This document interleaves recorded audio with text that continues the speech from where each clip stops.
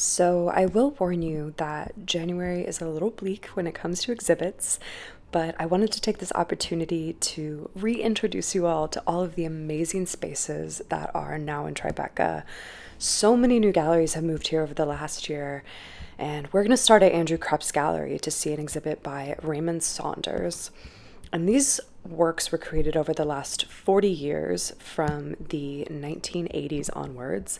Kind of crazy to think the 1980s was 40 years ago. Guess I'm just getting old.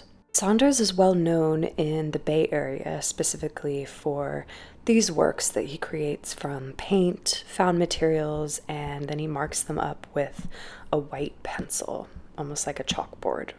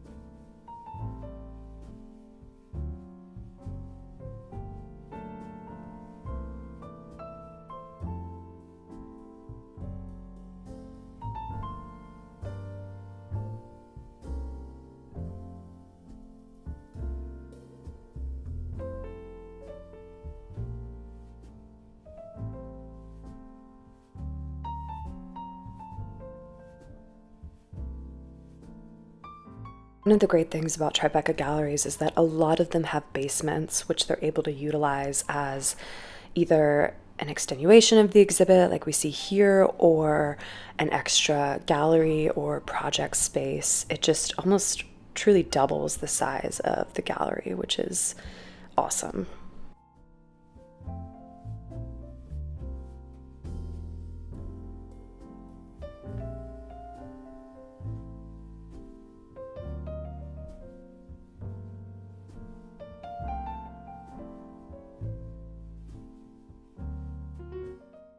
We've now headed down the street to 52 Walker, and this is my first time at 52 Walker. This is a brand new gallery space by David Zwirner that's led by director Ebony L. Haynes.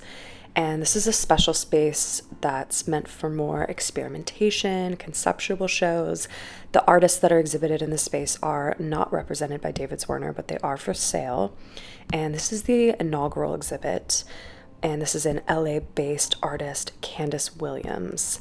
And Williams created these works while in New York for an artist in residency. And you see everything from video to collages to sculptures, and they're all meant to really capture movement in 2 dimensions through various methods like notation.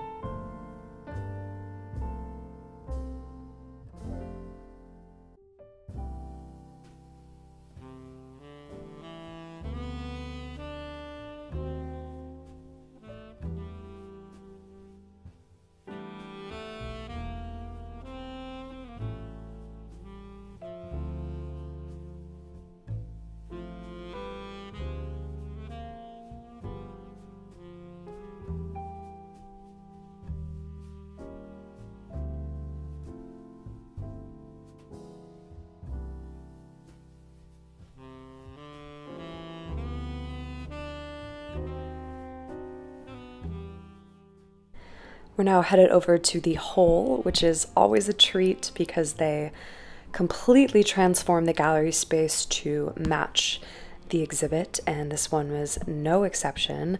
This is a show by Gao Hang, and the gallery describes it as having one foot in the 90s and one in the future. His style is inspired by early video gaming, particularly when the expansion from 2D to 3D happened.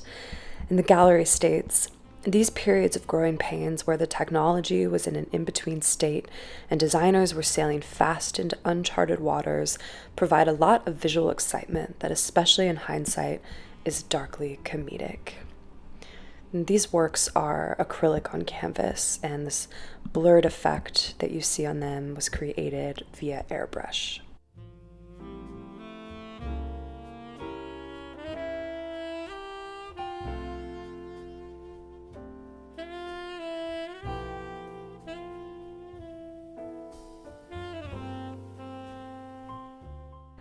Now we've popped into Chapter NY's new Tribeca gallery space. This is also my first time here, and this is an exhibit by Michelle Rawlings. And Rawlings utilizes a style that's clearly reminiscent of old school Impressionism paintings, but she uses this style to capture modern day portraits of fashion models. And the gallery states, paired with her figurative paintings derived from digital sources, her grids feel like zoomed-in views of pixels. They suggest the potential of a representational image beyond visual perception. And I really like how they've gone as far as to include swatches or brush strokes of the various colors used in each work next to the works on the wall. And I feel like this is a way to make the viewer really take note of it and pay attention. Now we've headed to Grimm Gallery, which is one of my favorite, relatively new spaces in Tribeca. I just love the wood floor. It's so raw and just so characteristic of the older Tribeca spaces, and the high, airy ceilings are just fantastic. And this is an exhibit by Rosalind Nashashibi titled Darkness and Rest, featuring a variety of oil on linen paintings. She created these works over the past year during a residency at the National Gallery in London, and her work explores the relationship that images have to narratives, which explains why when you look at her work you feel that there's something going on, that there's a story being evoked.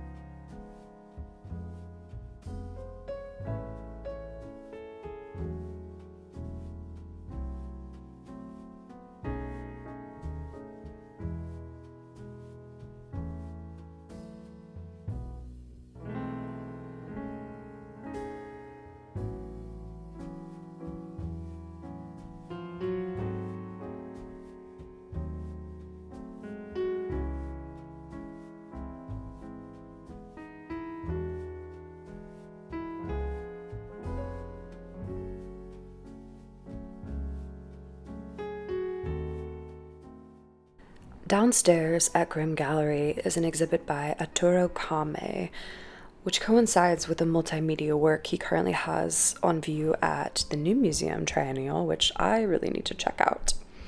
His work is inspired by growing up in Lima, Peru, and the works in the exhibit reflect upon the ever-fluctuating margins within Lima's urban middle-class community, its aspirations and disappointments, debts and misfortunes, religions and superstitions, farewells and resignations, according to the gallery.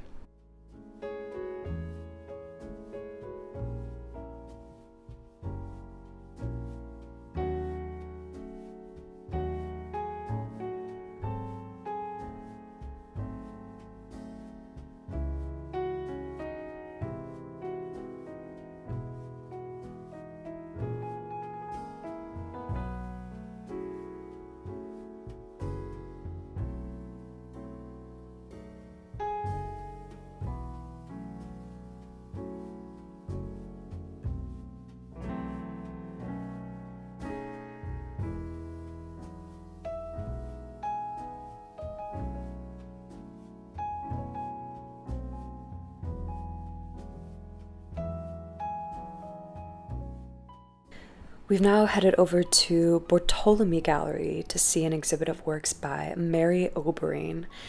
And these works were created between 1972 and 2003. And like Dan Flavin, Anne Truitt, Frank Stella, and more, Obering experimented with minimalism in her practice, as well as geometric abstraction. And these works, in particular, were inspired by old masters' techniques like using egg tempera and gold leaf, as well as the colors that she used. They're really synonymous with the Renaissance in Italy.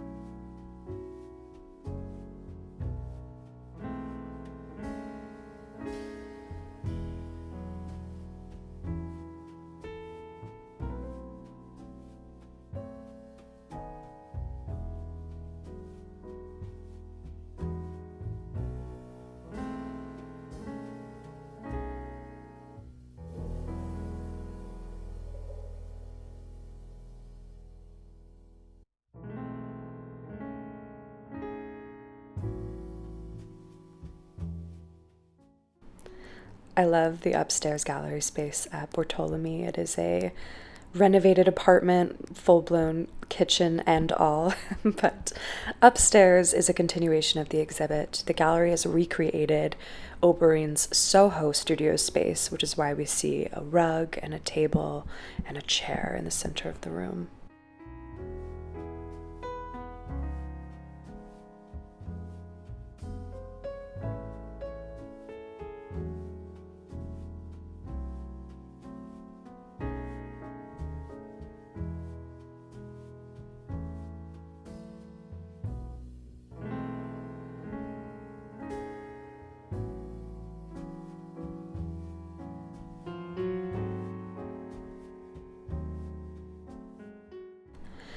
Now we're heading over to Canada Gallery to see an exhibit by Robert Janitz.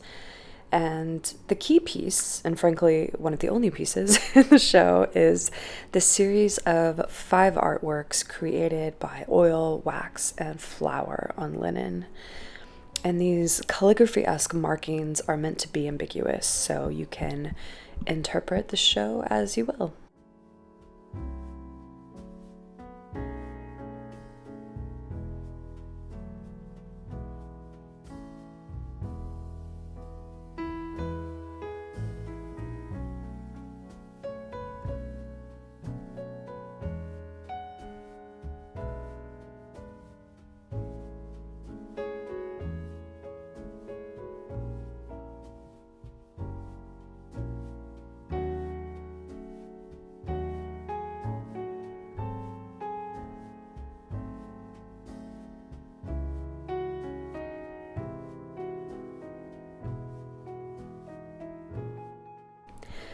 Despite it being really sunny out, it is actually freezing, but at least we do have sunshine.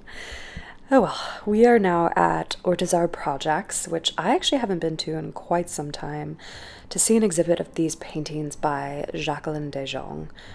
And Jacqueline is a Dutch artist, and these paintings, which were created over the past year, are meant to represent how the refugee crisis has unfolded in the era of mass globalization.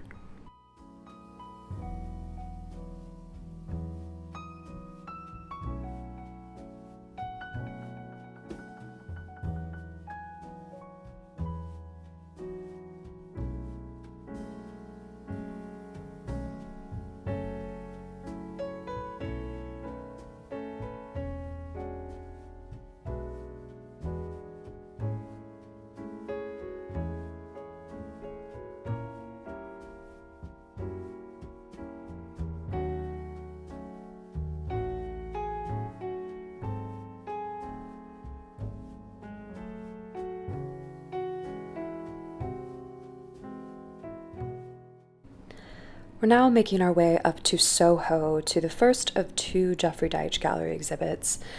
This exhibit is titled Consumer Reports by Pat Phillips, which explores the social dynamics of America.